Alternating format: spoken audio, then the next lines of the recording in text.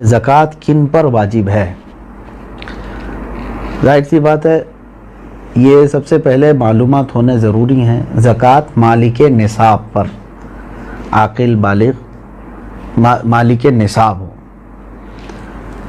मालिके निसाब किसे कहते हैं?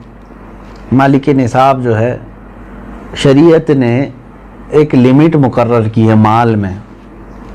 सोना, चांदी, माल, पैसे, इतने लिमिट का जिसके पास माल होगा उसको मालिके निसाब कहते हैं। वो लिमिट क्या है? सोने में 7.5 तोला, चांदी में 52.5 तोला, और पैसों में इनमें से कोई एक की कीमत, यानी 52.5 तोला चांदी की कीमत का भी अगर कोई मालिक है, जैसे आज मार्केट में 52.5 तोला चांदी की कीमत, एग्जैक्ट तो मैं नहीं बता सकता, जो रेट चल रहा होगा रोज़ अलग अलग होता है। 25,000 अगर फॉर एग्ज़ाम्पल, तो 25,000 कीमत है उसके पास, 52.5 तोला चांदी की कीमत है।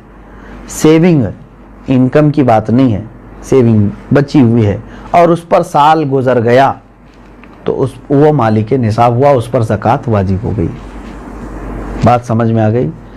अब कुछ लोग यहाँ पर कंफ्यूजन के शिकार हैं कि किसी ने कहा कि मेरे पास 5 तोले सोना है, 7.5 तो नहीं है, 2 तोले चांदी है, 52.5 तोला भी नहीं। मेरे अजीजों, यहाँ पर अगर ऐसी सिचुएशन है तो दोनों निसाबों को मिला करके देखा जाएगा।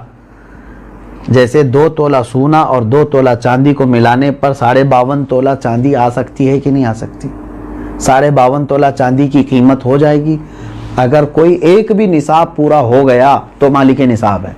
ज़रूरी नहीं कि 7.5 तोला सोना होना चाहिए। हाँ, ये कब? जब उसके पास पैसा भी नहीं, चांदी भी नहीं, खाली सोना है, तो देखा जाएगा जब तक 7.5 तोला नहीं होता तब तक वो मालिके निसाब नहीं है। ये शरीयत की छूट है।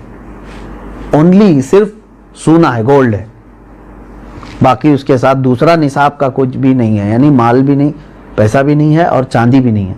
तो कब तक मालिके निसाब नहीं होगा ये? जब तक 7.5 तोला ना हो।